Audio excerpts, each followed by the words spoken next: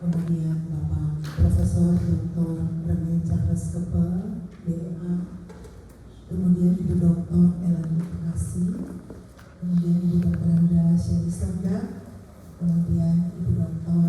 Rizky Robinsulu, kemudian ada Nolly Tuera PhD, kemudian di belakang ada Bapak Dr. Valentino Lumbuan, kemudian ada Bapak Dokter spesialis, panjang lagi PDP belakang yang hafal, Pak Agus Devi Kaneu. Ini semua gelar kurang lebih satu-satu karena gelar banyak sekali yang dipilih.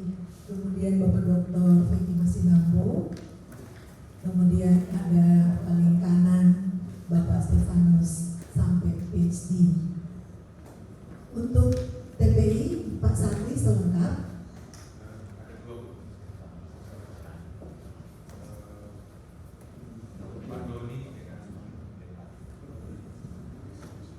Dari JIPS Pak Doni dengan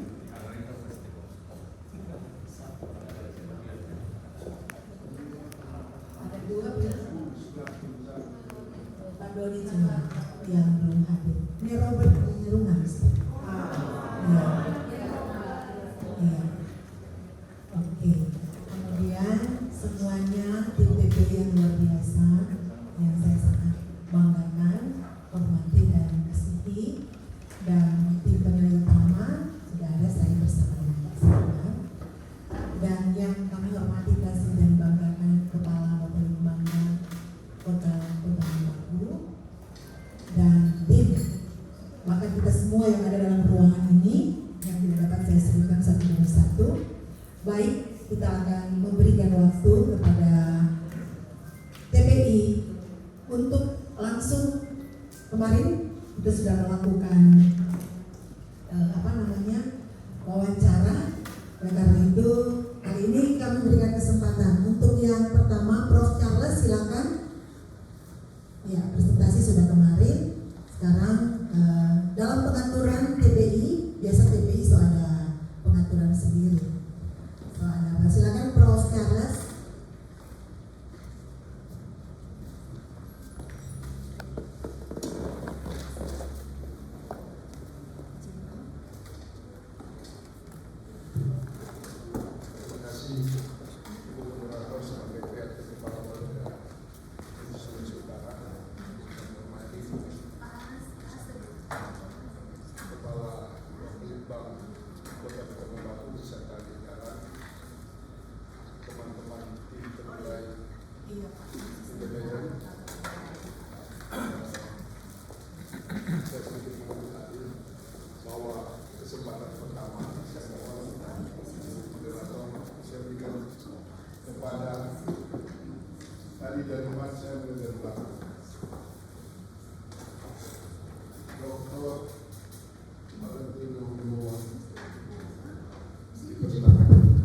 Tes. Ini mainnya lebih bagus.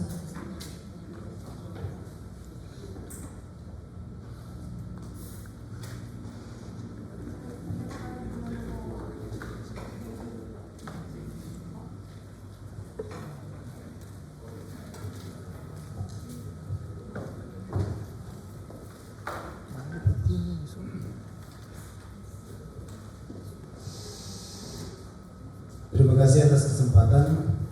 Selamat pagi untuk kita semua. Assalamualaikum warahmatullahi wabarakatuh. Shalom, Om Swastiastu, Namo Buddhaya. Kesempatan pertama ini saya akan coba pergunakan dengan sebaik-baiknya. Saya akan langsung saja ke inovasi. Masih sempat tergambar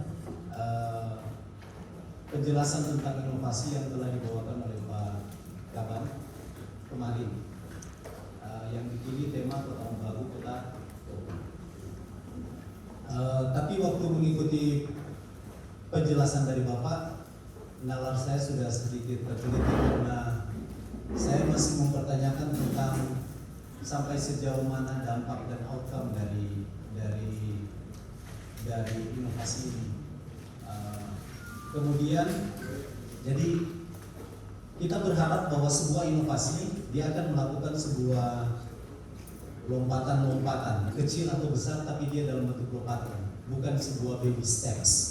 Nah, kalau baby steps itu alamiah. Nah, lompatan itu belum cukup tergambar dalam outcome yang ditawarkan. Sebenarnya yang diharapkan adalah kalau seandainya sebuah inovasi dan dia sudah skala kabupaten, sentuhan dari dampaknya itu setidak-tidaknya dia akan menyentuh salah satu atau beberapa yang tersedia.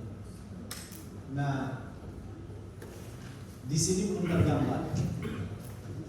Kemudian yang menggelitik nalar saya juga adalah inovasi adalah titik beratnya dia menawarkan sebuah kebaruan.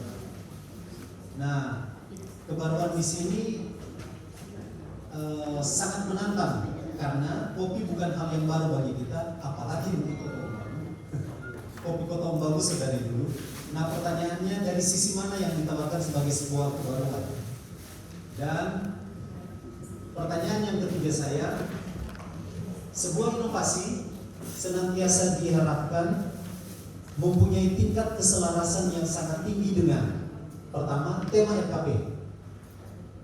Demikian juga dia mempunyai keselarasan yang sangat tinggi dengan tema RKP D dari kota yang bersangkutan. Sehingga memang benar-benar tema yang diangkat di tahun itu akan dilayani dengan sebaik-baiknya oleh proses inovasi dan bisa mencapai dengan lebih cepat tema yang ditetapkan itu. Saya punya 3 pertanyaan itu dulu tentang inovasi. Ya, terima kasih Pak Kaban dan jajaran.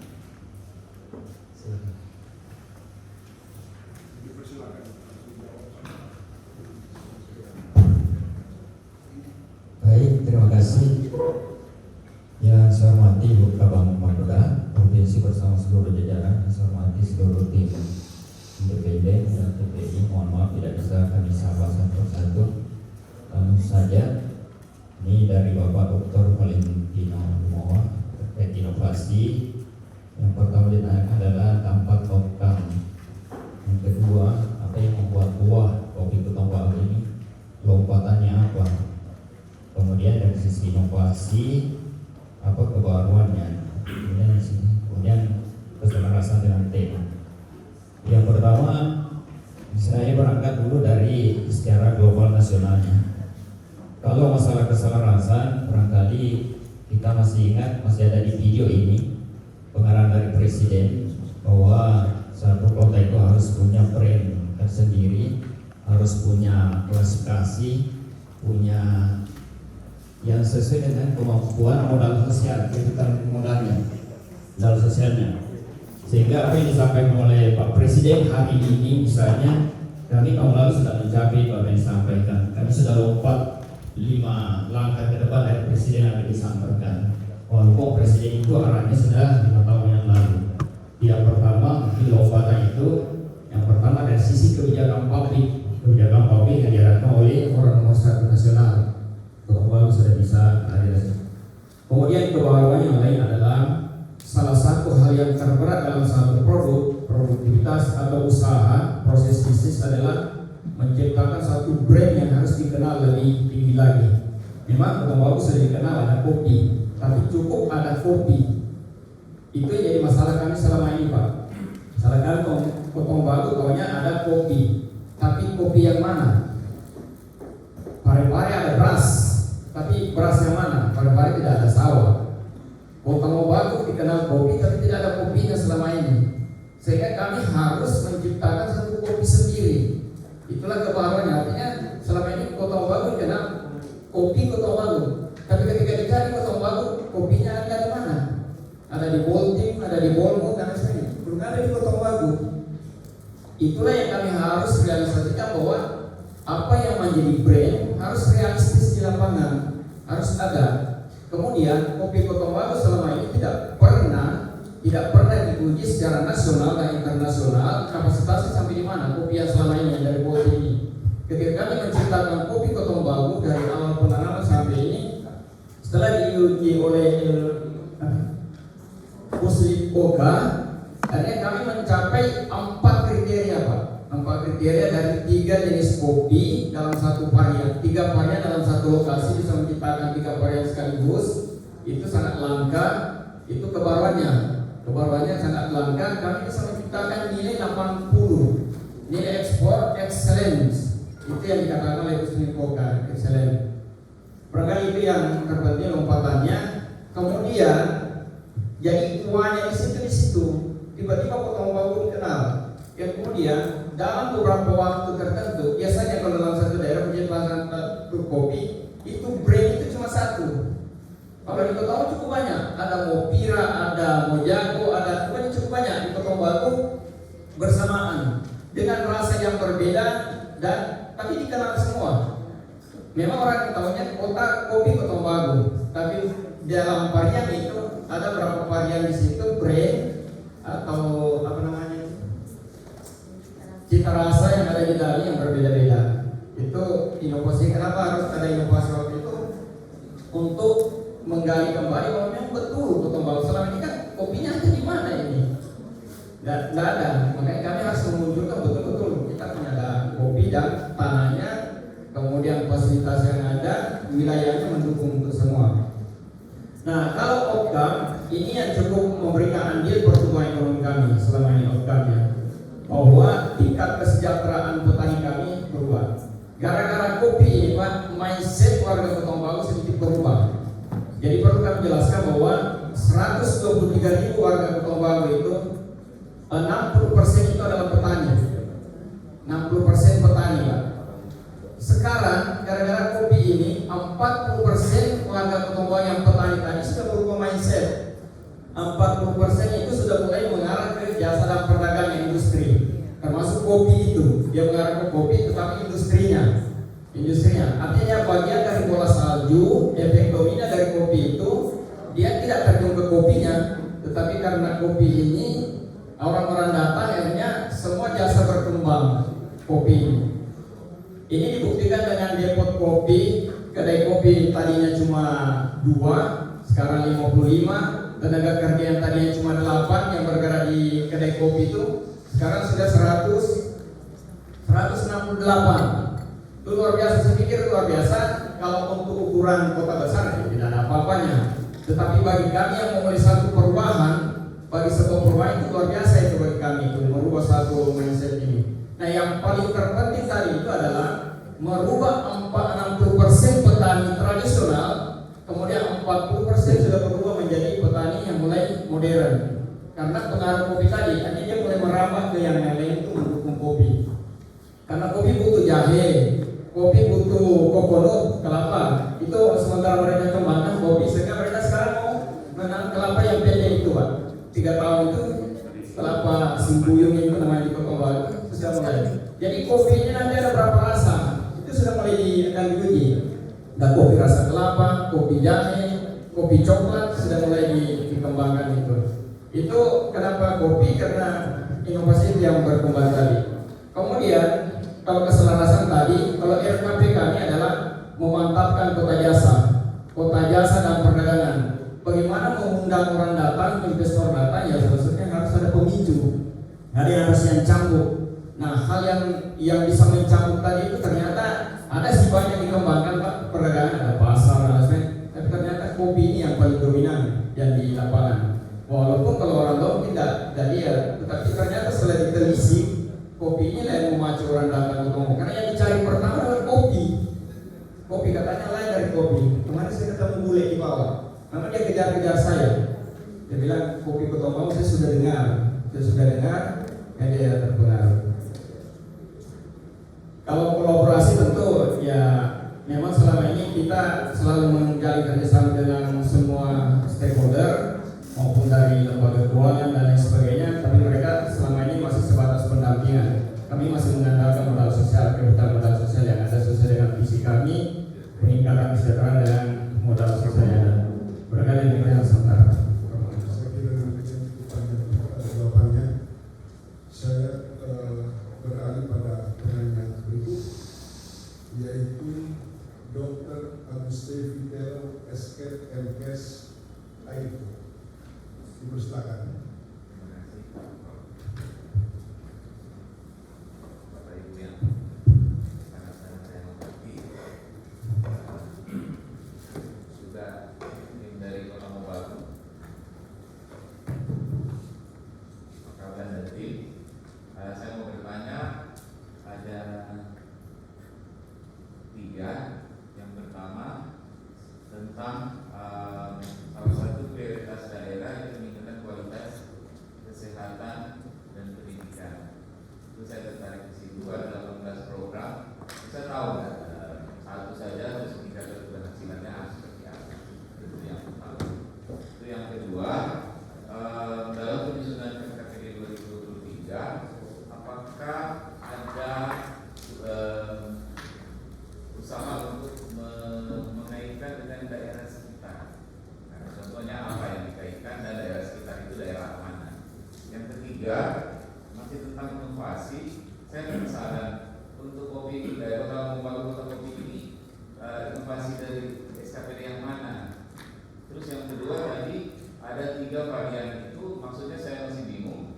Apakah yang siapa yang apakah ini pembudidayaan atau proses mungkin orang bertanya lebih tahu mau bikin sampai 3 varian baru atau sudah ada varian yang sudah ada kemudian itu yang dimunculkan terus mungkin kalau apakah saya keliru atau tidak mungkin ke arah proses fabrikasi kan atau apa itu yang rekayasa apa yang dikerjakan itu yang belum jelas. Kalau memang Kota Kopi ya memang kita sudah tahu sekarang mau menjauhkan Kota Mobagu sebagai Kota Kopi kita sudah tahu. Cuma dalam proses itu yang masih bingung. Jadi bagaimana siapa yang melakukannya, apa yang dilakukannya, terus secara garis besar, secara kasar kalau begini, Pemkot dan bikin apa jangan-jangan itu spontanitas dari masyarakat yang muncul sampai tadi kemarin bilang dari 5 kedai sekarang sudah 55. Nah, itu juga ya sehingga kami perlu penjelasan yang lebih jelas. Terima kasih. Terima kasih Dr. Stevi. Dipersilakan Pak Kabar. Baik, terima kasih Pak. Kalau dari sisi kesehatan, memang kalau kesehatan dan pendidikan itu merupakan salah satu, boleh dikata dia merupakan trademark di Kota Mobagu. Itu memang betul-betul yang menjadi perhatian serius dari pemerintah Kota Mobagu kalau mengenai kesehatan dan pendidikan, terutama kesehatan, karena yang pertama Kota Mobagu sejak ditetapkannya rumah sakit di sana, akhirnya pemerintah menetapkan sebagai daerah rujukan dari sebelumnya bahkan sampai di Mitra itu pelayanan kesehatan yang ada di Kota Mobagu. Nilai pelayanan kesehatan kita ini ya memang agak dilema sebenarnya mau sebut Pak. Kalau kita menyebut keberhasilan rumah sakit kita akibat peningkatan PAD kan agak aneh juga. Berarti tambah banyak yang sakit. Ada yang sakit. Tetapi setelah ditelisik ternyata sumber PAD kita itu bukan dari orang Kota Mobagu, tapi orang dari luar yang datang berobat di Kota Mobagu itu memasukkan PAD ke kita. Itu yang salah satu keunggulan bahwa kita mendapatkan pembiayaan untuk kesejahteraan masyarakat kita. Kemudian nilai kesehatan Kota Mobagu meningkat dibuktikan dengan peningkatan IPM kita. Yang mendorong sekali itu adalah dari sisi IPM kita, dan itu dinilai langsung oleh BPS bahwa setelah rumah sakit dan pendidikan kemudian kesehatan yang ditingkatkan, pemasukan ada beberapa kegiatan yang dilakukan, yaitu misalnya dokter ahli yang kita perhatikan diberikan insentif dan lain sebagainya, sehingga seluruh sektor kesehatan kita di rumah sakit, di puskesmas dan lain sebagainya itu bergerak dengan runtuh, taktis, saling berkolaborasi dan lain sebagainya sehingga meningkatkan IPM kita. Kemudian PAD kita, kemudian layanan kita dari sisi pelayanan publik kita mendapatkan nilai baik Pak. Kemudian rumah sakit sudah mulai diakreditasi terus. Itu yang membuat ada beberapa indikator keberhasilan dicapai. Jadi target kita di bidang kesehatan alhamdulillah sampai saat ini 100%. Nilai kematian bayi kita turun, nilai kematian ibu kita turun, prevalensi stunting juga sudah mulai bergerak turun walaupun masih dalam tataran mau dibilang jalan di tempat, tadi ada turun sedikit. Kemudian penyakit-penyakit lain sudah mulai bisa tertangani. Itu yang pertama. Kemudian daripada kalau usaha dengan rumah sakit di sekitar daerah lain, kita sudah mulai membangun kerjasama Pak, terutama dalam sisi pelayanan kesehatan. Ada satu masalah selama ini sering kita hadapi, terutama di bidang pelayanan BPJS Pak. Di daerah lain mereka taunya kalau darurat langsung ke rumah sakit, tetapi mereka tidak membawa bukti kepemilikan BPJS. Artinya orang-orang di seputaran Bimbingan itu rata-rata masyarakat tidak punya kartu BPJS. Jadi kalau ke rumah sakit itu dia tidak punya. Biasanya prosedurnya adalah diminta dulu mana kartunya. Mereka tidak harus urus dulu. Tetapi kalau biasanya jadi dilema, otomatis rumah sakit tetap harus melayani. Nah, disitulah kita terjadi gap biasanya dari sisi dana Pak. Otomatis kita utang dulu di situ, utang di situ dan lain sebagainya. Nah, itu yang sekarang sudah mulai dibangun, salah satu kerjasamanya dari sisi pelayanan. Kemudian yang ketiga dari sisi kopi, yang dimaksud adalah 3 varian ini bukan berarti menciptakan produk Pak, bukan. Maksudnya bahwa ada 3 jenis kopi, Arabica, Liberica, Robusta, itu bisa tumbuh sama baik di Tobago. Artinya dan nilai yang tinggi untuk pelestarian ekspor. Kalau di daerah lain agak susah. Menurut para ahli Pusdikom tadi, dia bilang bahwa jarang sekali ada daerah dalam satu wilayah tertentu 3 jenis kopi, 3 varian kopi, Robusta dan bisa tumbuh bersama dengan kualitas yang sama bagusnya itu. Itu maksudnya. Bukan kami menciptakan ini. Nah, selama ini kopi yang ada di Gotong Baru hanya Robusta selama ini. Nanti setelah ada inovasi ini dikembangkan, kemudian petani yang mengadakan Pak kerjasama dengan lain tiba-tiba sudah muncul dilaporkan ke Pemkot bahwa Pak ini sudah ada, adanya sudah ada varian baru ternyata sama ininya. Jadi modal sosial masyarakat yang tetap bergerak, biasanya Pemkot cuma mendampingi, mengarahkan. Nah, istilah cuma melindungi dari sisi regulasi dan lain sebagainya. Pemkot. Jadi tapi kalau inisiatornya adalah tetap Dinas Pertanian dan Ketahanan Pangan yang melakukan. Nah, sekarang Dinas Ketahanan Pangan sudah mulai melakukan pembibitan, pemurnian bibit untuk kopi ini untuk pengembangan lebih lanjut. Demikian Pak, terima kasih. Terima kasih. Selanjutnya saya berikan kesempatan kepada Dr. Betty Masinanggo.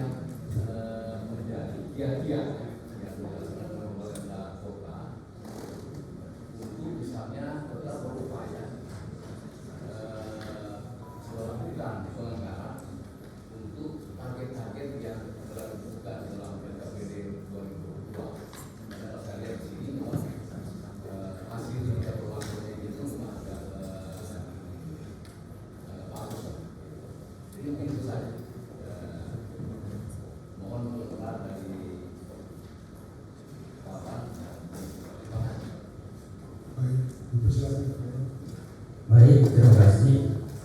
Kalau ditanya kenapa kami tidak melakukan pinjaman, yang pertama bahwa kami masih percaya bahwa masih mampu mengelola daerah kami dengan kemampuan yang kecil, tapi dana yang seadanya Pak. Kami masih mampu karena bagi kami uang bukan segala-galanya, tetapi kolektivitas, kapital modal sosial tadi itu yang kami kembangkan ke masyarakat. Kemudian sharing tenaga dan pikiran dari masyarakat itu menyebabkan kami masih mampu. Dan kemudian yang kedua dari sisi kebijakan, kami waktu itu memang merombak RPJMD tahun 2001 untuk mempersiapkan hal semua itu, sehingga seluruh program kegiatan betul-betul kita cross cutting untuk menyesuaikan mana yang bisa kita kolaborasikan, kita keroyokan dan lain sebagainya, itu kita lakukan sehingga bisa betul-betul efisien dan efektif dan lain sebagainya. Sehingga ada beberapa kegiatan yang harusnya menggunakan dana ternyata tidak perlu menggunakan dana. Kemudian yang ketiga, kami sering berkolaborasi dengan lembaga-lembaga terkait, Pak, yang bikin networking, pendekatan, bahasa kasarnya jual kecap ke lembaga-lembaga keuangan, donatur dan sebagainya, sehingga mereka sering membantu kami, Pak. Misalnya kalau cuma rapat-rapat begini, kami sering menjadikan mereka narasumber, pembiayaan justru dari mereka, dari perbankan. Ya, kami menggunakan pendekatan lah, sehingga itulah kenapa kami percaya diri bahwa tanpa pinjaman itu kami juga masih mampu. Kemudian yang terakhir, yang keempat, bahwa pembangunan tidak harus memang butuh kelompatan, tetapi ada kalanya kita harus memang tahapannya harus baik demi untuk kemaslahatan. Kalau kita langsung lompat tetapi tidak, kita akan jatuh di tengah tangga, akan repot nantinya. Kemudian yang paling terakhir, kelima, adalah tentu kami survei, Pak. Kami advance lapangan, melihat daerah-daerah yang sudah pinjam di Jawa dan lain sebagainya, dan tidak ada satu daerah pun yang tidak mengeluh akibat pinjaman itu. Bukan berarti tidak perlu pinjaman, tetapi mungkin salah manajerialnya mungkin salah, sehingga ya kami butuh manage. Nah, yang tentu yang keenam, yang terakhir tentu ya karena bimbingan dari Bapak Ibu, akademisi selama ini selalu mengingatkan dan selalu ngetes, coba pinjam. Tapi sebenarnya sedikit di tes kita ini. Jadi itu hal yang memang yang pertama sekali menolak saya sampaikan pada Bu Ali, jangan pinjam kalau masih mampu. Yang penting Ibu betul-betul mau lihat RPJMD kita, pangkas dan sesuaikan. Bukan berarti memangkas, menghilangkan, tetapi ada hal-hal yang tidak perlu pembiayaan. Ya, tidak perlu pembiayaan. Kita nyambi, sistem nyambi juga istilahnya. Kan pakai sistem nyambi. Soalnya kalau ada sosialisasi, sudah OPD ini kamu gabung di Bapeda. Akhirnya sekarang Bapeda tempat pertemuan terus, Pak. Apa-apa lari ke Bapeda sudah Bapeda yang tanggulangi semua. Nah, itu yang menyebabkan tidak perlu meminjam. Kami percaya diri, Pak, karena masih mampu untuk melakukan itu. Mudah-mudahan ke depan dengan tema pembangunan di 2024 itu peningkatan pembiayaan daerah, kalau mudah-mudahan kita masih mampu. Tentu kami butuh bimbingan nanti untuk lebih meningkatkan dari kami. Kemudian kalau kendala, sampai saat ini kami belum pernah ada kendala, Pak, dari sisi keuangan. Dia banyak mengalir begitu saja. WTP jalan sampai saat ini sudah 5 kali WTP kan, tidak ada syarat sama sekali di WTP kan. Itu artinya dari sisi manajemen sekretaris tulis dan sekretaris pembuktian bahwa WTP sudah membuktikan bahwa kami tidak ada masalah dari keuangan, kami tidak ada gugatan secara institusi dari APH dan lain sebagainya, berarti kami tidak ada kendala. Ya, kiat-kiatnya itu tadi kerjasama, kolaborasi, peningkatan kapasitas, dan tentu ya percaya diri tadi bahwa dengan biaya sedikit, dengan manajerial sentuhan sedikit, soalnya kita mampu melaksanakan. Yang penting mau bekerja, tidak diam saja. Mungkin Pak. Terima kasih. Selanjutnya kami berikan kesempatan kepada Stefan sampai PhD. Terima kasih. Selamat pagi semua. Langsung saja kepada semua. Saya mau bertanya tentang kualitas dokumen. Nah, di sini kelihatan bahwa dari program-program itu sebagian besar itu jatuh ke program reformasi birokrasi. Nah, program-program apa sebenarnya di sini? Ini program reformasi ini mengalahkan program-program lain yang sebenarnya itu harus misalnya ini program untuk infrastruktur ini sebenarnya harus lebih besar ini dari program reformasi birokrasi. Apalagi untuk menyiapkan itu inovasi juga itu kan. Nah di sini tidak ada tergambar di sini. Tidak tergambar di sini bagaimana itu program-program pemerintah khusus untuk inovasi ini. Di sini ada ketahanan pangan, tapi cuma 4 program. Program apa saja ya. Padahal Kota Mobagu juga termasuk salah satu itu ya daerah lumbung pangan ya.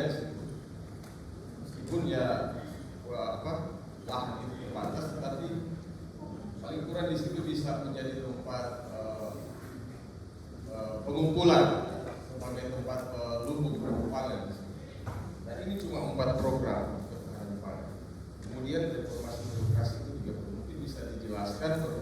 Kemudian tentang inovasi. Inovasi itu di sini dijelaskan tentang output dan outcome. Nah, bagaimana itu input?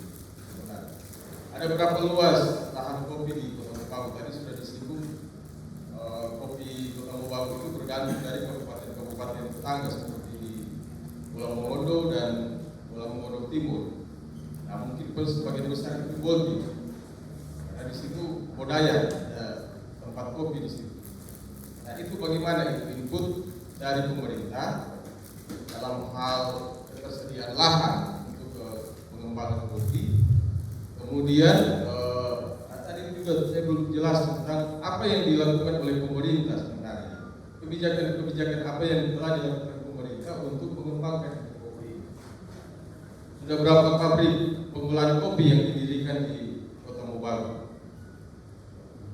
Apakah ini Kota Mobagu sebagai kota kopi itu cuma karena swadaya masyarakat yang karena hobi kopi kemudian dia timbul sebagai dianggap oleh pemerintah atau bagaimana? Apakah ada treatment dari pemerintah sehingga membuat Kota Mobagu itu menjadi kota kopi? Jadi itu yang input apa saja yang sudah yang ada. Terima kasih. Terima kasih. Silakan Pak. Baik, terima kasih Pak. Salah satu misi dari pemerintah Kota Mobagu adalah peningkatan kesejahteraan masyarakat kita melalui kekuatan kapital sosial, modal sosial. Jadi memang dari awal adalah pembiayaan dari pemerintah ini seefisien mungkin kita gunakan. Artinya kita memanfaatkan kekuatan masyarakat kita. Karena dari kekuatan masyarakat sebesar apapun dana yang kita pakai, kalau mindset masyarakat kita, modal sosial kita tidak terbangun, maka dana kita akan hancur. Banyak sekali daerah berutang hanya karena itu meninaboba ke masyarakatnya. Jadi dana-dana yang kita gunakan itu adalah kenapa lari ke reformasi birokrasi? Ya, secara teori klasik saya pikir salah satu proses bisnis terpenting itu selain modal adalah SDM-nya. Dengan SDM yang tangguh, maka modal kita bisa kurangi, efisiensi kita bisa laksanakan dan lain sebagainya. Kemudian yang ketiga, kenapa reformasi birokrasi? Seperti apa yang dilakukan Bapak tadi bahwa di ketahanan pangan kurang. Karena Kota Mobagu Pak dari tahun 2018 itu masih dikenal pertaniannya. Tapi 2019 kesana itu perubahan mindset tadi, otomatis secara gradual di keuangan kita mengurangi lagi anggaran di ketahanan pangan. Karena mindset ke barang dan jasa. Sehingga kita mau merubah mindset masyarakat itu melalui pembinaan, pelatihan, perubahan perilaku orangnya. Nah, tentu harus didukung dengan birokrasi yang kuat, yang harus punya juga mindset yang mengarah ke sana, yang merubah masyarakat. Jadi reformasi birokrasi kita lah yang akan mendampingi, kemudian membimbing masyarakat untuk merubah mindset tersebut. Nah, kalau di ketahanan pangan, kemudian input tadi, nah ini yang harus kita telusuri bahwa input itu tidak harus berasal dari kita. Kopi Kota Mobagu brandnya sudah ada, tetapi yang harus diakui luas lahan Kota Mobagu tidak pernah mencukupi untuk skala produksi, tidak pernah. Makanya kita akan membangun, kita sudah membangun kerjasama dengan daerah-daerah sekitar bahwa produksi kopi mereka itu akan diolah nanti di Kota Mobagu. Diolah di Kota Mobagu dan kapasitas satu syarat, Anda harus punya kualitas seperti ini dengan syarat seperti ini. Itu yang kita bangun sekarang, Pak. Ya, kita mengacu kepada Toyota. Toyota pabriknya di mana sekarang? Mereka kan owner ini harus dikumpul di satu tempat, kemudian diproduksi. Singapura saya pikir juga begitu, mengumpulkan susu gula-gula dari Indonesia dikasih brand Singapura, diekspor. Kota Mobagu nanti mengarah ke situ, Pak. Jadi Kota Mobagu itu adalah pasar, produksi, industrinya, dan branch-nya. Jadi itu. Kalau kita mau mengacu pada luas wilayah, Kota Mobagu tidak ada apa-apa, tidak bisa mungkin memproduksi. Tetapi intinya tadi adalah produksi di Kota Mobagu sudah ada pilot proyeknya, sudah ada brandnya, sudah ada contoh produksinya. Daerah lain kalau mau dijual dengan produk kualitas bagus, mau dijual dengan brand Kota Mobagu, silakan ikuti dengan syarat produk kita. Masukkan ke Kota Mobagu, kita kasih brand, kita akan jual. Kalau Anda mau jual di luar, ya nanti tidak laku. Tetapi kalau Anda jual dengan nama Kota Mobagu, ya insya Allah akan laku. Itu yang kami gunakan sekarang di. Nah kemudian petani-petani yang ada di luar, yang Bapak mungkin wilayahnya di luar, tapi seharusnya adalah warga Kota Mobagu yang memproduksi baik kopi di sekitar Pulau P dan Pulau tadi itu. Nah itulah keunggulan kita, dan memang itu harus ditata. Kita belum sempurna, belum perfect, tapi kita akan bertahap, tahap bagaimana membangun koneksi seperti tadi, bagaimana membangun manajerial seperti tadi, bahwa industri apa saja dari Kota Mobagu, brandnya, pengepokannya dari Kota Mobagu sebagai kota jasa, setelah itu kita ekspor. Kemudian kalau mengenai apa yang dilakukan oleh pemerintah, ada yang belum selesai, masih dalam tahap adalah pembangunan korporasi petani kopi. Ini sudah dianu, itu sih kita sudah menghubungi Kementerian Kominfo Perekonomian dengan BRIN, Pak. Mereka sudah siap untuk memfasilitasi korporasi ini untuk mendukung inovasi Kota Mobagu ini. Itu yang terpenting dari kami. Kemudian stakeholder yang terkait tadi itu, ya kita selalu dibantu juga oleh waktu ini BI sudah mulai melirik kota kopi juga. Terima kasih. Ada berapa pabrik kopi? Kalau IKM kita belum pabrik yang besar, Pak. Kita masih home industry yang menjaga kualitas. Sekarang dari 2 kedai IKM dari 23 di tahun 2019 sekarang sudah meningkat jadi 51 IKM kopi. Kalau kedai dari 22 menjadi 36. Terima kasih. Selanjutnya beralih kepada Dr. Charles Nani.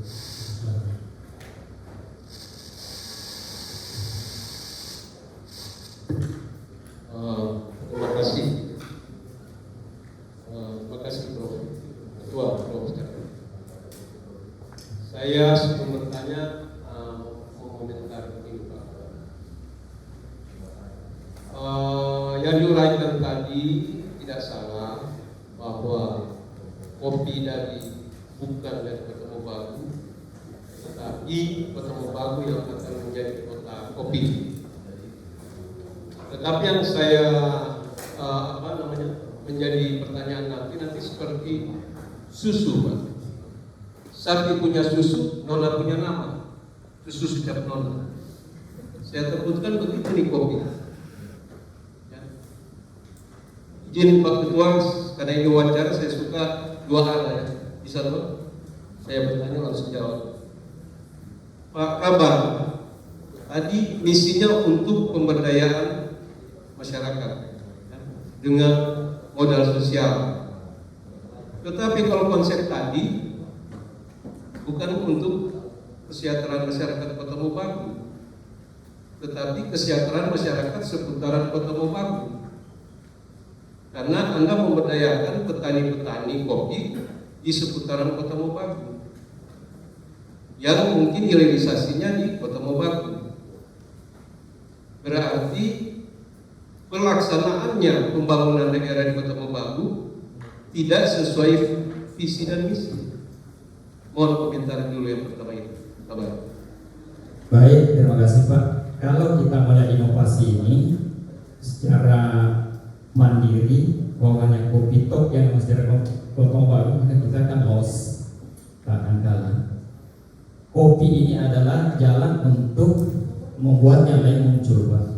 Tapi inovasinya Kota Mobagu, kota kopi Iya, inovasinya adalah kota kopi, tetapi itu bagian pengembangan ke visi kota jasa dan perdagangan. Ya. Mulai dari kopi inilah orang akan melirik ke situ. Dari kopi Tetapi tidak sesuai misi. Coba baca misi dari Kota Mobagu. kesejahteraan, Pak. Ya, Kesejahteraan itu walaupun dari orang luar nilai tambah, Pak.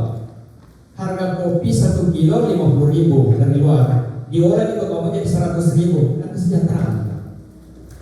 Jadi kita harus berpikir gradual begitu bahwa apa yang kita olah kita harus kembangkan. Petani dengan pedagang beda, Pak. Petani di luar, pedagang orang Kota Mobagu, nilai tambahnya pedagang jauh lebih besar. Itu yang menjadi pola pikir kami di Kota Mobagu. Karena kalau kami mau bertani, kami kalah. Yang sama. to the point supaya teman-teman yang lain. Sekarang saya hubungkan dengan modal sosial. Oke. Lebih nak kena lagi Pak Kaban. Lebih nak kena. Atau menurut Pak Kaban modal sosial itu apa? Modal sosial itu kan kekuatan, Pak. Kerjasama. Ya, Salah kerjasama. satu itu. Nah, apa yang saya sampaikan tadi bagian terkecil saya sampaikan bahwa di samping di Kota Mobagu, masyarakat Kota Mobagu juga ada petani kota kopi, di samping di wilayah mereka juga bertani di luar. Jadi wilayah seputaran ini warga Kota Mobagu juga, sehingga kita guide mereka untuk masuk kemari. Kemudian yang kedua, modal sosial adalah itu tadi. Ketika terjadi pemasukan kopi, kita butuh tenaga kerja yang banyak untuk mengolah kopi yang dari luar itu. Kemudian butuh pembimbingan mereka keluar, itu orang Kota Mobagu yang akan membimbing ke sana. Butuh narasumber dan lain sebagainya, mereka yang akan keluar. Saya pikir kalau kita berpikir ke wilayahan, potensi wilayah, Singapura tidak akan maju, Pak. Tidak akan ada pernah Singapura itu. Lain. Kalau memang kita mau lihat Singapura atau negara-negara lain, memang karena mereka meningkat atau lebih mengembangkan modal sosial masyarakatnya. Ya, Singapura dengan sumber daya alamnya yang sangat kurang, tapi karena dia mengembangkan modal sosial, maka jadi demikian. Semoga seharusnya Kota Mobagu demikian. Insya Allah, Pak, insya Allah. Tapi dasarnya nggak ada. Kalau modal sosial cuma sekedar jaringan, nggak akan pas. Sementara tadi juga ini yang mengganggu Pak ya. Bapak menyatakan bahwa pertanian itu dari yang tradisional mau ke modern. Nggak pas dengan modal sosial. Nggak pas. Pas, Pak. Ya, harusnya modal sosial ini ada hubungan kearifan lokal. Kalau Bapak mau modernkan pertanian di Kota Mobagu, nggak pas. Boleh saya potong, Pak? Boleh saya Silakan, potong? Ustaz. Modal sosial kita yang pertama adalah itu tadi bahwa masyarakat punya kebiasaan di bidang kopi, penggemar kopi, mengeluarkan satu lumbung pertanian. Artinya pendapatan Kota Mobagu dari sisi kopi sudah mulai naik, sudah IKM dan sebagainya, tapi produksinya tidak cukup. Ya, saya potong supaya cepat. Ada proses bisnis. Saya potong Pak Kaban supaya cepat. Jadi modal sosial, kalau bercerita modal sosial masyarakat. Ya. Kalau modal sosial ini bagus, yang Bapak sampaikan tadi akan bagus, pendapatan segala macam. Ya. Konkret saja saya usulkan begini Pak, supaya inovasi Kota Mobagu menjadi kota kopi, coba tolong dianggarkan atau diprogramkan ada kampung kopi. Nah, di sini orang kembangkan modal sosial di kampung kopi. Jadi begitu masuk kampung itu terserah, lihat saja kampung, tapi jangan di luar Kota Mobagu, Pak, kapan? Yang memang ada sumber daya alamnya kopi. Kemudian itu dikembangkan menjadi kampung kopi. Jadi masyarakat luar maupun masyarakat kota begitu masuk di kampung kopi itu disuguhkan nuansa kopi. Jadi ada kebun-kebun kopinya. Kemudian begitu masuk ada welcome drinknya kopi dengan segala varian tadi. Kemudian masuk lagi lebih ke dalam ada proses pembuatan kopi dengan masyarakat ini, ya. Proses. Jadi gitu. Kemudian turunan-turunannya itu ada.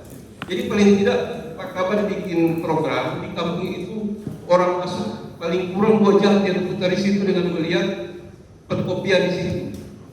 Sehingga ciri khas indikator Kota Mobagu sebagai kota kopi dengan modal sosial tergambar di situ Pak Kaban. Jadi ada itu. Bukan cuma slogan kota kopi, tapi ada kampung kopi. bagus gitu. Dan diberdayakan masyarakat di situ dengan modal sosialnya. Saya tahu Kota Mobagu itu modal sosialnya yang utama itu persaudaraan, kerjasama yang luar biasa. Itu modal sosial. Dengan tradisional yang ada, nah itulah jadi kota kopi Kota Mobagu. Kalau perlu yang masuk pintu Kota Mobagu ada monumen kopi atau apa. Sud, thank you. Terima kasih.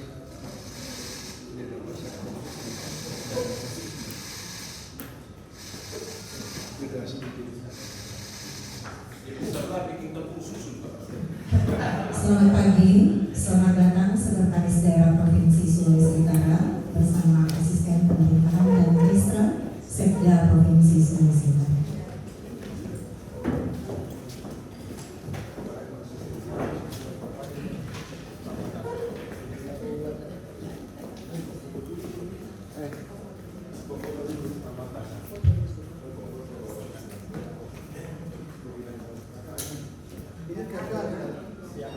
Mohon izin Bapak Sekretaris Daerah, Bapak Asisten, bersama dengan Ibu Kepala, RT Kepala Beda untuk mengambil gambar bersama.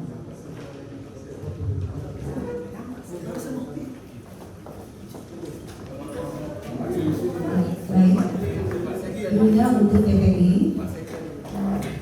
Karena banyak, mohon izin untuk Bapak Sekretaris mohon berkenan untuk mengambil gambar.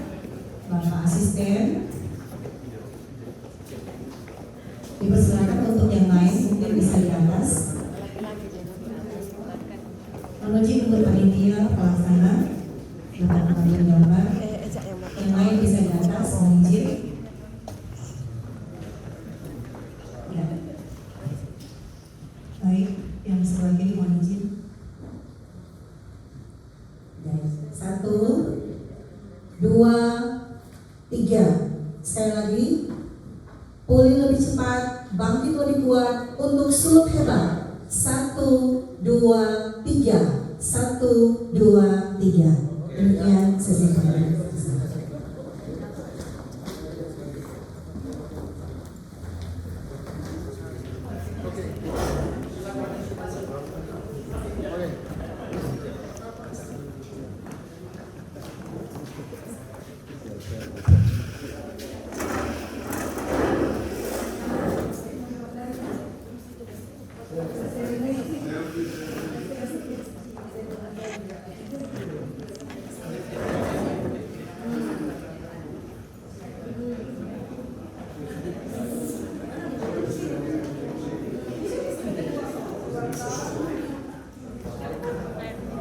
Iyo, kasihan dari tadi akan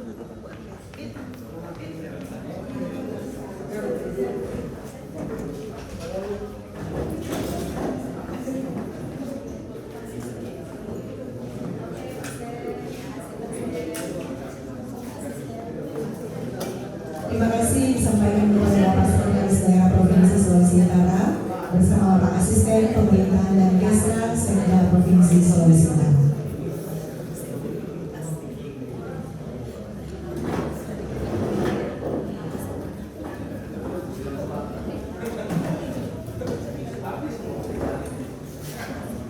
Skors dicabut. Skors dicabut.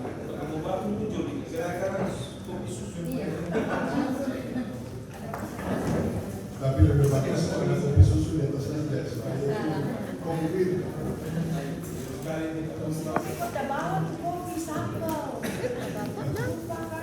Jadi tadi beda sedikit dengan sektor dan asisten kami sekitar 10 menit. Jadi saya tambah 10 menit Pak Sekman.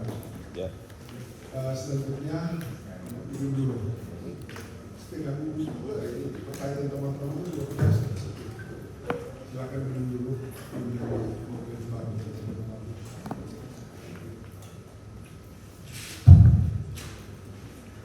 Baik, saya lanjutkan. Dipersilakan Dr. Carolina Makasih. Ini kan profesor.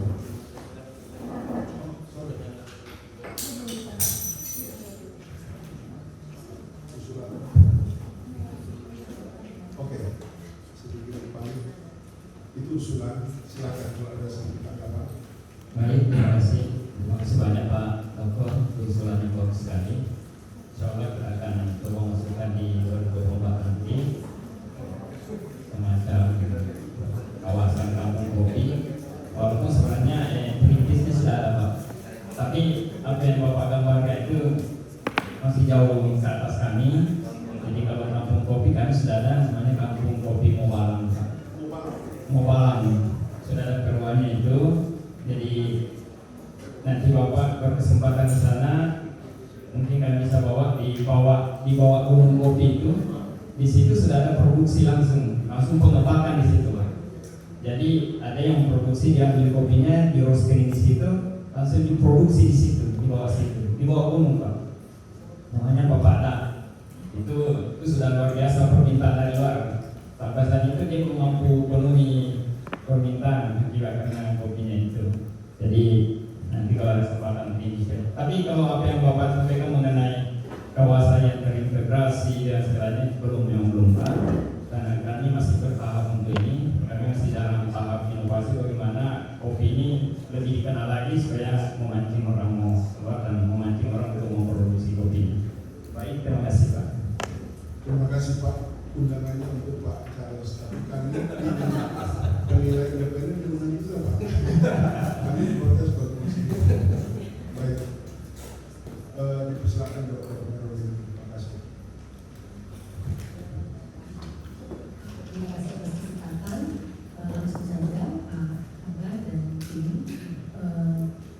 Dari aspek pencapaian pembangunan ada 30% penilaian di sini sesuai dengan data yang ada.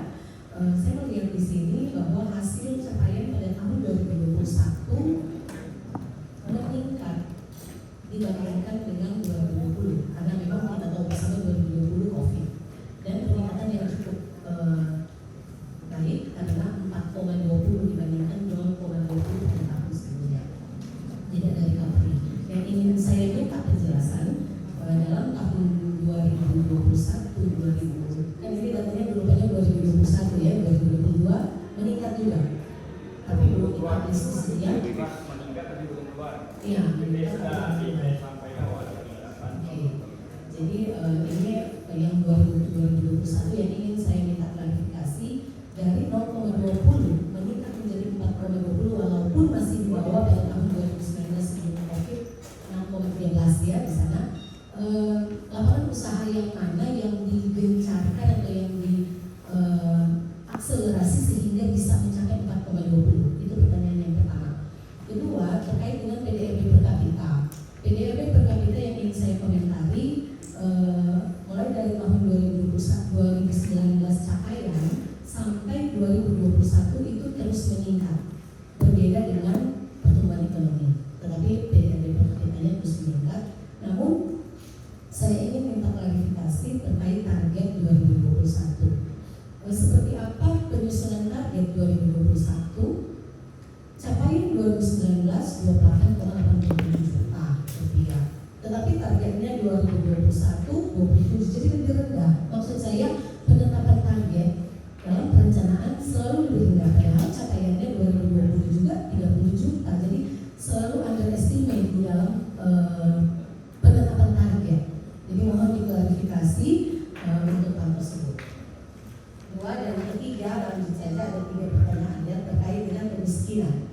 Di kemiskinan di sini juga menarik bahwa angka kemiskinannya ternyata naik dibandingkan 2019 dan dibandingkan 2020. Oke lah 2020 karena ada COVID, tetapi pada tahun 2021 naik lagi 5,74. Nah, menarik lagi di sini yang ingin saya minta klarifikasi, kenapa kota-kota Mobagu merasa target naik kemiskinan, padahal kita punya target menurunkan angka kemiskinan. Mohon diklarifikasi dan 5,91 targetnya, padahal 2020 kemiskinan hanya 5,42. Kenapa pasang target lebih tinggi? Kan kita ingin menurunkan tingkat kemiskinan bukan menaikkan. Mohon diklarifikasi. Mungkin itu dulu. Terima kasih.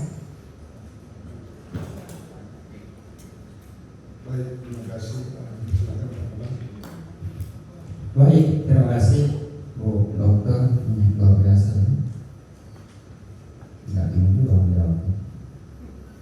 Jadi kalau capaian 2021 itu kita mencapai 4,2 dari 0,20. Salah satu kota yang tidak minus adalah Kota Palu yang minus waktu COVID. Jadi efek COVID itu berlanjut sampai 2021. Tetapi kami di Kota Palu memang waktu itu tetap memasang target 27. Pak Menr PT bilang optimis tapi waspada. Nah itu yang kami lakukan waktu itu. Kita tetap, jadi kita melihat angka rata-rata dari tahun-tahun sebelumnya terjadi di 27,91 waktu itu dengan asumsi bahwa 2020 betul ada naik, tetapi itu sisa-sisa dari 2019. Nah di 2027 ini kita pasang karena itu dia baru turun dari klimaks COVID. Misalnya baru naik, orang ketika naik gunung dia naik, tapi ingat yang naik gunung ini sudah terluka. Dia terluka ketika dia mau digenjot pulang, nggak bisa dulu. Jadi kita pasang yang normal saja 27 dengan angka bahwa mudah-mudahan bisa pulih dari efek stres dari COVID dan jadi kita pasang 27 itu angka waspada, tapi tetap optimis. Tetapi waktu itu bahwa kami percaya dan yakin pertumbuhan ekonomi akan jalan. Ada beberapa usaha yang dilakukan secepat itu. Yang pertama, tetap memaksimalkan sebanyak mungkin itu waktu itu digital informasi bahwa seluruh perdagangan cepat kita sampaikan misalnya bahwa tetap berdagang dan dari tapi memanfaatkan semaksimum mungkin OIP yang ada. Kalau kita beli 9 miliar peralatan teknologi informasi untuk mengantisipasi semua sehingga bisa jalan. Kemudian di tengah COVID itu kita membuka kantong-kantong ekonomi, Bu. Kita buka kantong ekonomi, kita bersama menerobos ke kementerian waktu itu, kita dapat dana bantuan 500 juta waktu itu. Kita buka pasar kuliner dibuka langsung booming di situ, booming. Akhirnya itu yang membuat image masyarakat bahwa COVID sudah bisa lagi ditakutkan, tapi tetap awas, tapi sudah bisa berdagang. Artinya masyarakat berdagang walaupun dalam pengetatan. Nah, itulah yang membuat kita tetap optimis, masyarakat tetap berdagang walaupun dalam kondisi situasi yang sulit. Sehingga pertumbuhan ekonomi kita tetap jalan, dan itulah yang mempengaruhi PDRB kita juga. Jadi PDRB dengan pertumbuhan ekonomi ini itu satu kesatuan yang tidak terpisahkan, jalan bersama. Sedikit itu. Kemudian kemiskinan. Kemiskinan ini yang sedikit berat mau dijelaskan, Bu, karena kita mendapatkan dilema. Di kemiskinan itu ada 3 jenis data kan? Ada 3 jenis data, ada SSD, ada P3KE dan lain sebagainya. Sampai sekarang kami masih bingung betul di situ. Yang ada sekarang contoh ekstrim di Kota Mobagu oleh kementerian kami sudah dapat datanya, dikatakan Kota Mobagu itu miskin ekstrim 900-an. Itu berdasarkan survei. Nah kami turun langsung Pak mendatangi 900 orang itu.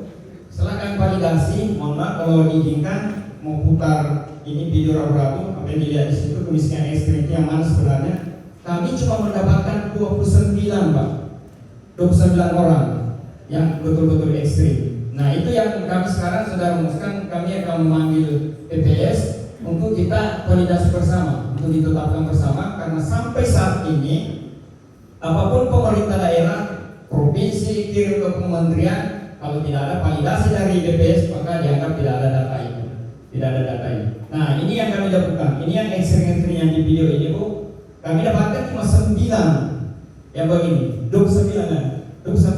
Artinya terserah kalau kemiskinan kami belum bisa, sampai saat ini kami belum bisa. Semua daerah selalu mempersoalkan ini kemiskinan ini, masalah data kemiskinan ini. Sehingga ya kami, tapi kalau miskin memang ada sih berdasarkan DTKS dan lain sebagainya.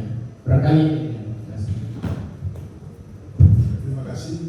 Selanjutnya saya persilakan Dr. Angga Syedisana.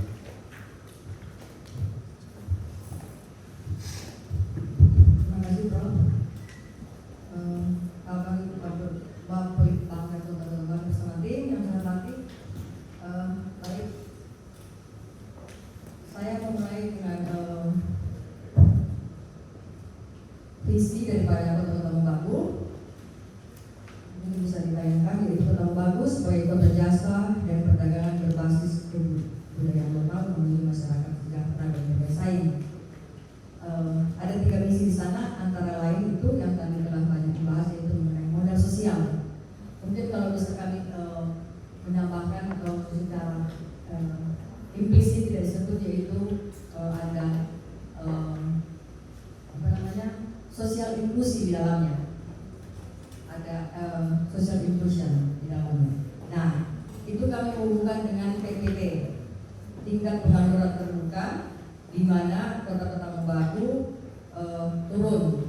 Berarti suatu yang baik yang telah diupayakan oleh pemerintah Kota Tembagu. Ada angkatan kerja dari 15 tahun ke atas, ada 64,77% yang terserap di lapangan pekerjaan. Boleh nanti Pak Kabar sebutkan kira-kira apa angka absolutnya berapa orang, dan yang belum terserap yaitu ada 7,30 orang, kira-kira berapa orang jumlahnya. Dan dari yang belum terserap dari 7,32% itu siapa saja mereka, skill apa saja yang mereka punya, dan apakah di dalamnya itu ada juga difabelnya atau penyandang cacat ada di sana, termasuk yang tadi ya Pak, yang 44,77%, kira-kira ada difabel dan mereka itu diterima di lapangan pekerjaan apa saja. Nah, yang belum, yang 7,32, sekali lagi berapa jumlahnya yang difabel dan non difabel, dan kira-kira masih ada peluang pekerjaan di mana saja mereka boleh ditempatkan nanti. Itu untuk lebih-lebih menurunkan tingkat pengangguran terbuka. Selanjutnya, di dalam PPD tahun ini kita melihat ada satu fitur baru atau new feature yang disebut dengan local content. Dari dokumen yang telah dilakukan atau upaya yang telah dilakukan oleh Kota Tembagu, berikan saja salah satu atau beberapa contoh bidang apa saja yang telah melibatkan menggunakan local content ada di dalam kegiatan pembangunan itu sendiri, apakah programnya, kegiatannya atau kegiatannya. Mungkin salah satu juga boleh contoh diberikan. Termasuk juga tadi mengenai inovasi banyak ditanyakan, yang dari rencana individual ditingkatkan menjadi modern dan seterusnya. Kira-kira jelas local content ada di sana, yaitu kopi itu sendiri. Namun dalam rangka mencapai sampai dengan kemasan dan lain-lain, apakah itu juga telah emphasize atau meningkatkan juga penggunaan produk lokal di sana. Nah, selanjutnya dalam rangka pencapaian semua pembangunan maupun peningkatan pertumbuhan ekonomi yang selama ini sudah baik akan ditingkatkan, tentunya investasi juga perlu di sana. Setahu kami, Kota Tembagu juga sudah ada beberapa dokumen investasi yang telah dilakukan dan sudah bisa dijual, layak dijual. Nah, apakah kami ingin tahu progresnya seperti mana dan bagaimana kendala yang selama ini ditemui, yaitu mengenai tata ruangnya itu sendiri, RW-nya, karena itu merupakan wajib ataupun persyaratan utama dalam rangka kita akan menjual suatu investasi. Impressive investment itu tentunya dimulai dengan kelengkapan data yang kita punyai, itu salah satunya mengenai tata ruang itu sendiri.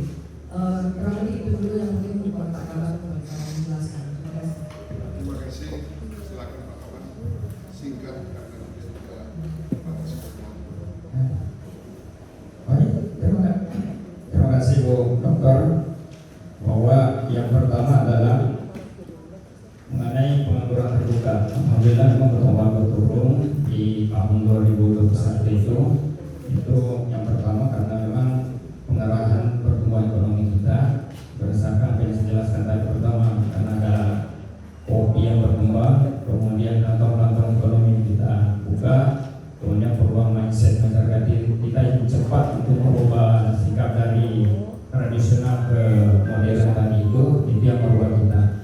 Kemudian pengangguran kita sekitar kalau 7,32% itu sekitar 781 pengangguran Pak. 781 pengangguran orang. Nah, yang menyebabkan pengangguran di Kota Tembagu ini sebenarnya yang pertama kalau kita mengenai dalam sisi administrasi ada kesalahan di administrasi. Karena ketika ketika ada survei dari BPS, kadang-kadang mereka melihat KTP-nya. Ada orang yang bekerja bawa bentor, di KTP-nya tertulis pekerjaan tidak ada, jadi tulis pengangguran. Begitu juga buruh harian, ditulis di KTP-nya tidak ada. Nah, ini yang harus kita telusuri lagi. Kemarin Bone Bolango begitu, kami baru dari Bone Bolango dengan Wali Kota. Itu juga yang jadi masalah ternyata. Waktu penambahan KTP-nya ternyata di KTP dulu tidak ada pekerjaan. Kenapa kami berani mengatakan demikian? Bahwa 32% ini atau 781% itu yang disampaikan tadi. Yang pertama orang-orang yang disabilitas, orang-orang memang yang miskin ekstrim yang sudah tak mampu lagi itu di bawah itu. Kemudian orang-orang memang yang sakit-sakitan itu yang tidak ada lagi. Tetapi sisanya itu adalah orang yang tidak punya mindset untuk bekerja. Dia bekerja, tetapi ketika disurvei selalu bilang tidak ada pekerjaan. Di Capil pun saya mengatakan, sejak ditanya Pak, apa pekerjaan? Kami tidak ada pekerjaan. Hari-hari apa? Bawa bentor. Hari apa? Jadi asisten tukang bangunan. Loh, itu kan pekerjaan semua. Dan ada kontennya di administrasi pendudukan itu ada. Kalau dibuka itu sistem aplikasi penuh, ada semua sebenarnya pekerjaannya. Itu sebenarnya semua daerah yang saya pikir begitu, salah satu itu. Mungkin daerah lain tidak tahu. Jadi kami sudah punya progres, mudah-mudahan tahun depan pengangguran kita bisa turun lagi dengan langkah-langkah taktis seperti yang sampai tadi. Kemudian kalau hal-hal yang akan mengendalikan pengangguran misalnya lapangan kerja, insya Allah kalau investasi sudah jalan Bu, itu RT RW sudah ditetapkan cukup banyak. Karena kemarin ada perumahan yang mau buka ini pertahanan oleh RT RW, ada perumahan besar, kemudian ada rumah sakit baru yang mau masuk tertahan oleh RT RW, kemudian ada beberapa investasi yang masuk karena saya pikir ini bisa tercover semua. Cuma memang kita harus punya program seperti yang disampaikan sering saya disarankan ke kami bahwa itu program untuk pembinaan sebelum masuk kerja itu, sebelum kerja pembinaan pelatihan ini akan kami kembangkan lagi. Saya pikir 791 insya Allah kita bisa selesaikan bersama itu. Demikian terima kasih. Terima kasih teman-teman. Dipersilakan Dr. Wisnu. Terima kasih Prof. Charles. Selamat pagi menjelang siang Pak Kaban Danti. Selamat pagi Kota Potong Bangku bertahan terus koordinator dan jadi juara beberapa tahun terakhir. Oke, saya ada beberapa pertanyaan. Yang pertama karena kita verifikasi, ini di presentasi belum ada informasi mengenai aspek pelayanan publik dan keamanan ketertiban. Bagaimana kondisi pelayanan publik, bagaimana keamanan ketertiban di Kota Potong Bangku? Karena saya lihat kalau tahun 2023 program untuk keamanan ketertiban itu cukup tinggi, ya. Kemudian selanjutnya saya melihat di prioritas FKPD tahun 2023 pemantapan ketahanan pangan dan kelestarian lingkungan. Ya, dia termasuk prioritas. Tetapi kalau saya lihat di sini programnya hanya sedikit saja seperti Dr. Stefanus tadi tanyakan, yaitu pemantapan ketahanan pangan 4 program, pelestarian lingkungan 5 program. Itu bisa disampaikan program-programnya seperti apa. Yang terakhir mengenai inovasi, karena semua orang kopi jadi tertarik semuanya. Saya kira kopi Potong Bangku sudah lama, sebenarnya sudah lama kan Pak, seharusnya jadi ikon lah kopi Potong Bangku, dan saya sangat mendukung inovasi ini. Dan yang ingin saya sampaikan barangkali untuk diversifikasi produknya. Nah ini saya lihat masih beans-nya dan yang sudah sudah siap untuk minum. Nah apakah ada terobosan-terobosan untuk diversifikasi produk yang mungkin sudah dipikirkan atau sudah coba dieksplor ya oleh tim? Saya kira untuk dinas bukan hanya pertanian ini, karena banyak perdagangan ya dan perindustrian artinya dan koperasi ya. Mereka sebenarnya yang paling harus lebih gencar, karena kalau dari sisi input produk bisa juga disuplai dari daerah lain. Seperti itu Pak pertanyaannya. Terima kasih. Terima kasih. Silakan Pak. Baik, terima kasih Bu. Izin ketertiban umum, bukan bermaksud untuk sombong takabur, tapi sebenarnya kalau itu sudah kami lalui. Artinya kami di tahap pertama itu memang sudah jor-joran itu, karena untuk menuju kota jasa endingnya nanti adalah masalah ketertiban ini itu harga mati itu. Artinya sekarang rasa-rasanya sudah bangun, program sudah bangun, sehingga kita tinggal memelihara saja, sehingga program akan lebih banyak karena kita kolaborasi sudah dengan APH sudah dibangun semua kerjasama, sehingga ketentraman dan ketertiban sudah jalan. Tentu tetap ada konflik, teriak-teriak, tapi dia tidak berpengaruh secara signifikan, sehingga makanya programnya tidak terlalu difokuskan ke situ dan kita anggap sudah kondusif.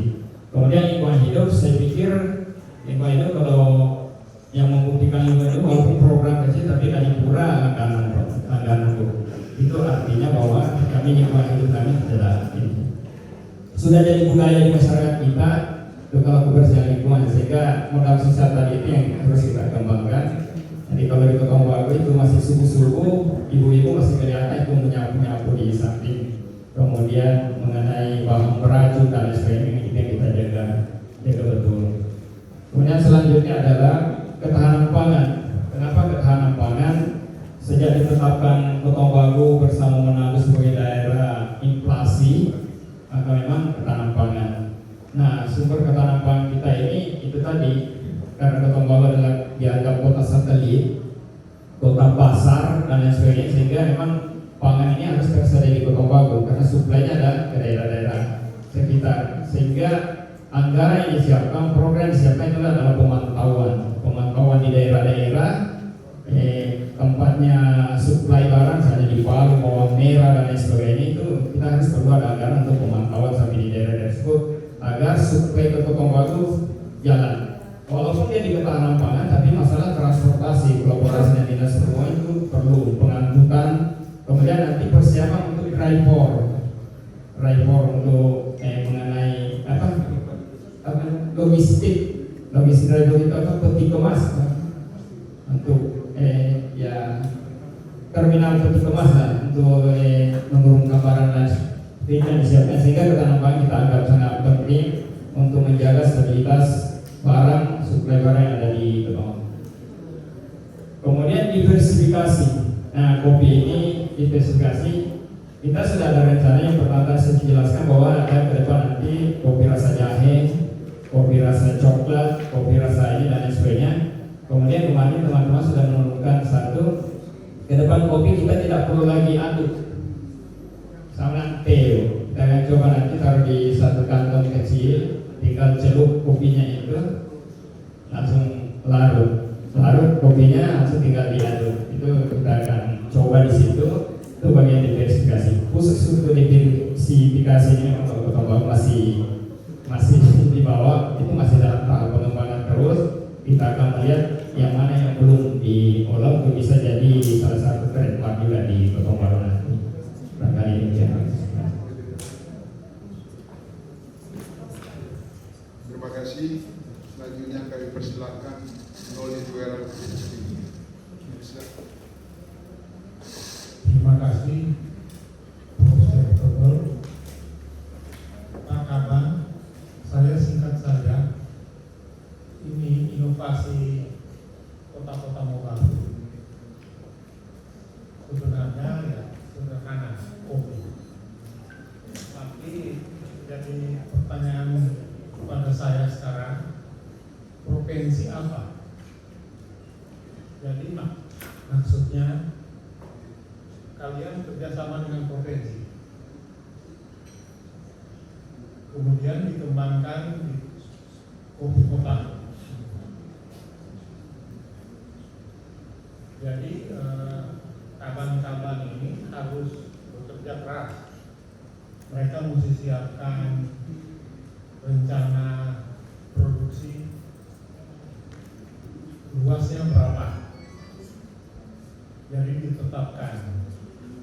Kemudian disebutkan untuk rencana tahun ini berapa kilogram kopi yang akan diproduksi oleh kota-kota Mobagu dan dikembangkan menjadi kopi unggul kota-kota Mobagu di Sulawesi Utara. Jadi saran saya, kalian sebaiknya bekerja sama dengan provinsi supaya nanti untuk kebutuhan ekspansi terpenuhi, dan kalian yang mengikuti, kalian yang melakukan. Jadi Pak Kaban, ke depan produksi kopi ini harus menjadi OPD teknisnya Kota Mobagu, dan mereka yang melakukan. Saya kira itu saja. Terima kasih. Terima kasih. Mari, silakan. Baik, terima kasih Pak Dokter.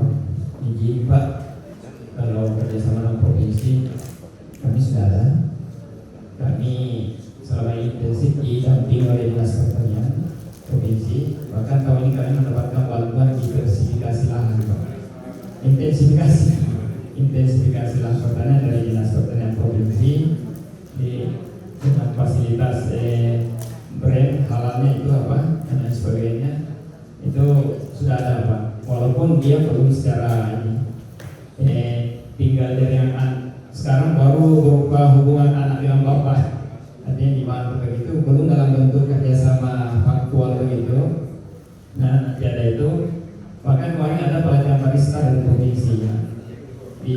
Jadi kami sudah ada hubungan kontak selama ini dengan provinsi, mungkin tinggal mau pengembangan dan disparitasnya, perindustriannya dan lain sebagainya. Terima kasih.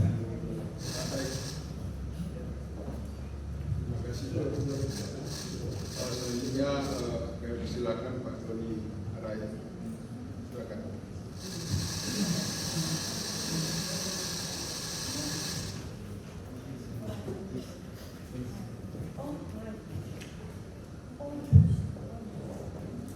Baik, terima kasih atas kesempatannya dan Prof. Ketua, Pak Kaban dan tim Bapeda Kota Mobagu yang saya hormati.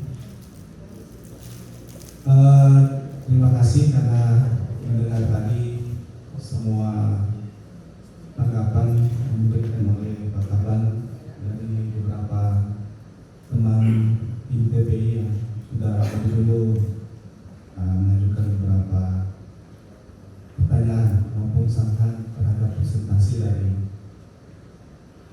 Bapeda Kota Mobagu, dan dengan saya melihat begitu percaya dirinya Pak Kaban memberikan jawaban. Memang Kota Mobagu ini punya, melihat beruntung karena posisinya yang sangat strategis, kota satelit, sehingga menjadi pusat perekonomian di wilayah Pulau Londo Raya. Kami juga memberikan apresiasi karena tahun lalu capaian PAD Pak Doni langsung strike. langsung. Pertanyaan. Baik, pertanyaan saya pertama adalah hanya satu Pak, terkait dengan program atau dokumen perencanaan KP maupun KPD 2023 ini. Memang di situ disebut soal ada kesehatan. Program salah satu 5 program prioritas nasional adalah penurunan stunting. Nah, Kota Mobagu ini masalahnya tahun 2021 suhunya itu 21,6%. Ada 5 daerah atau 15 kabupaten kota ini, Kota Mobagu itu masih salah satu penyumbang kasus stunting terbesar. Urutan kelima, ada sekitar 25, sekian persen. Ada data itu sekitar masih ada hampir 200 balita yang masih stunting. Ini juga masalah, karena bagaimana meningkatkan kualitas hidup masyarakat, yaitu dengan menuntaskan stunting. Yang ditanyakan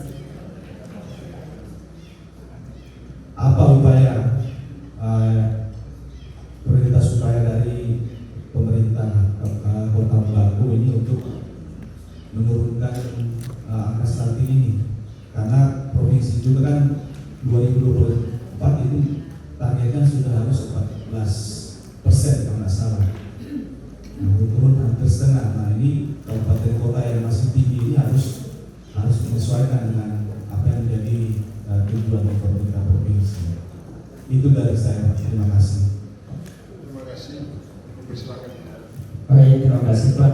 21,6% adalah data SSDI untuk metode survei. Kalau data banyak Padres itu kami cuma 3% Pak. 188 orang berdasarkan pengukuran langsung di lapangan. Tapi tidak apa-apa, saya pikir itu bukan masalah bagi kami, tapi satu orang stunting itu jadi masalah bagi kami. Nah, program kami yang terdepan ini kita akan bentuk Bapak Asuh Pak. Bapak Asuh untuk menangani yang 187 itu. Jadi kalau 187 dibagi 53 SKPD, kemudian desa, kalau mudah-mudahan bisa kita tangani. Mungkin dia tidak langsung jadi, tapi yang pertama akan selesai. Tapi yang pertama adalah penanganan preventifnya Pak. Nanti kita akan usahakan ibu hamil dan SPM itu akan ada Bapak Asuh nanti dan ditangani bersama oleh SKPD. Kemudian kalau kita minta bank, kita sedang angkatkan di desa, memang sudah info di desa agar betul-betul melihat kita ini sebagai komunitas tersatu di tahun 2024 dan 2023. Terima kasih. Baik, terima kasih. Terakhir saya ada 4 hal terkait dengan inovasi kopi. Yang pertama, saya melihat dari perspektif RT/RW. Kan semua kabupaten kota di Sulut sedang melakukan revisi. Apakah lahan kopi yang ada di Kota Mobagu mengalami perubahan dengan ada perubahan RT/RW? Karena ini terkait dengan produksi. Yang kedua, apakah Kota Mobagu memiliki dokumen RPIK, rencana pembangunan industri kota atau kabupaten, yang di dalamnya diantaranya berisi sentra industri kecil dan menengah. Tadi saya catat Bapak bilang itu ada 23 menjadi 51 IKM. Tapi apa dalam satu kawasan? Itu pertanyaan kedua. Pertanyaan ketiga, apakah sudah ada dokumen Riparkot, rencana hidup pembangunan pariwisata kota? Di dalamnya diantaranya wisata agro, salah satunya wisata kopi. Yang keempat, dokumen RUPM, rencana umum penanaman modal. Apakah ada pilar terkait dengan industri yang diantaranya pengolahan kopi? 4 pertanyaan. Terima kasih. Baik, terima kasih. Terima kasih Prof. Kalau untuk RT/RW, insya Allah tidak terganggu itu, karena itu merupakan bagian dari salah satu kebanggaan tidak sehingga itu. Kemudian apakah ada kajian rencana hidup tentang pariwisata? Sudah ada dan rencana pembangunan industri kabupaten dulu tidak. Di dalamnya ada SIPI Pak. Silakan ibu kami menjawab karena teknis. Kalau untuk kopi ada itu sudah ada industri untuk kopi pengembangan di depan. Tetapi untuk keseluruhan dia belum secara integral. Dalam bentuk kawasan. Dalam bentuk kawasan belum, dia masih terpisah-pisah. Tinggal mengintegrasikan itu Pak. Kemudian kalau rencana penanaman modal ada di PTSP, itu sudah ada, termasuk kopi. Tapi dokumennya ada nggak? RUPM? Ada, industri kopi ada di situ. Dalam RUPM, rencana umum penanaman modal, termasuk di kopi itu ada. Oke. Terakhir yang Riparkot, pariwisata yang ada. Ada, kalau pariwisata baru ditambah oleh DJPM. Sudah ada Perda. Sudah. Tahun berapa Pak? Dia revisi Pak. Ada di tahun 2018, kemudian edisi revisi kemarin. Tahun berapa? Tahun 2022. Karena provinsi, kalau provinsi itu Perda nomor 5 2022, jadi harusnya ada penyesuaian nanti. Sudah, menyesuaikan itu Pak. Riparkot. Iya. Terima kasih. Ini izin Ibu PLT kawan. Ini ada ketambahan 1 Robert Minerungan. Saya berikan kesempatan 5 menit. Persilakan. Terima kasih Pak Kawan. Pak Kawan Tukang Batu yang saya hormati, Pak Kawan. Ini satu hal, betul. Saya hanya dari saya setuju IKM Sulut Pak tahun 2022 2021 73,37. Tahun 2022 73,41. Itu sudah Kota Mobagu 73,47 dan 2022 73,6. Yang sedikit di atas Jakarta menuju Kota Mobagu, tapi sedikit di atas dari Jakarta. Pertanyaan saya hanya memberi peringatan Kota Mobagu. Delta 2022 untuk Sulawesi 0,7. Pertumbuhan Delta Kota Mobagu 0,67. Dan sebelumnya juga tampak PPM di Kota Mobagu masih jauh masih di bawah Sulawesi. Kalau ini terus berlangsung 3 tahun 4 tahun, Kota Mobagu akan dikejar oleh daerah lain di sekitar. Dan sedikit. Karena pertumbuhannya di atas dan pertumbuhannya di bawah Sulu. Maka di bawah daerah lain di sekitar bawah yang daerahnya tinggi. Ya, terima kasih. Ya, dipersilakan Pak. Baik, terima kasih. Kalau untuk pandangan akademisi pada ini saya pikir kami tidak bisa menafikan itu bagian dari pertimbangan kami nanti, karena itu juga masih perlu kami kaji apakah memang kami akan disalib oleh daerah lain. Kami juga punya program untuk mereka itu. Mudah-mudahan yang jelas kami sekarang masih dalam koridor yang baik Pak untuk meningkatkan itu. Tentu kami nanti butuh dukungan juga, dukungan kajian kira-kira dari siapa kami nanti akan bisa disalib oleh daerah lain. Memang kalau untuk DMR dan sekitarnya tentu kami masih kalah dengan dari Minahasa, Raya dan sekitarnya. Itu harus diakui. Saya pikir itu sanggup dan motivasi bagaimana untuk Bapak ini. Saya pikir itu saran. Terima kasih. Terima kasih. Jadi baik, demikianlah pertanyaan dari kami teman-teman tim penilai independen berdasarkan verifikasi dan wawancara Kota Mobagu. Terima kasih atas pertanyaan jawaban yang diberikan Pak Kaban dan jajaran, dan saya kembalikan ke moderator.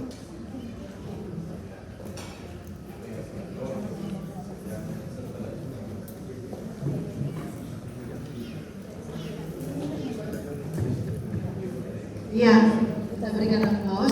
Sesi pertama ini dan kita akan mengakhiri dengan ucapan terima kasih kepada Kota Mobagu lewat Bapelin Pangda. Jadi kita sangat berterima kasih kepada pemerintah Kota Mobagu melalui Bapelin Pangda yang telah mengambil bagian berpartisipasi aktif, berkontribusi dengan baik dalam program yang kreatif lewat lomba penghargaan pembangunan daerah. Sekali lagi terima kasih, sehat dan sukses selalu untuk Kota Mobagu dan kita semua. Terima kasih pada TPI yang sesi pertama ini 1 jam setengah. Iya, kita berikan aplaus sekali untuk semua.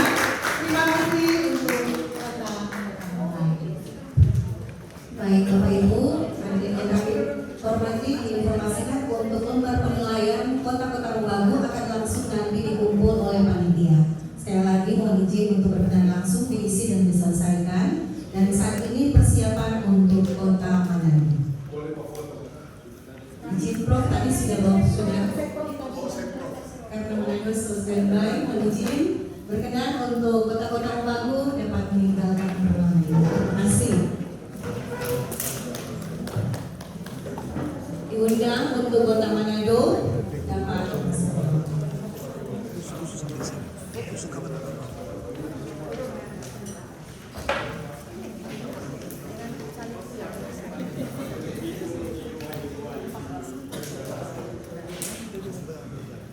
sekali lagi untuk lembar penilaian Kota Mobagu langsung akan dikumpul oleh panitia.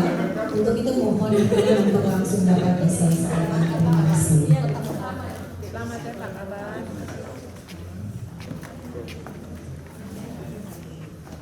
Untuk 6 orang yang akan mendampingi Ibu Kepala Pemerintah Kota Manado dipersilakan untuk mengambil tempat di depan. Operator 1 orang dipersilakan untuk mengambil tempat di sebelah kiri dan depan. Dan untuk supporter bisa duduk di bagian belakang sebelah kanan. Sekali lagi, kalau ada supporter dari Kota Manado dipersilakan untuk mengambil tempat duduk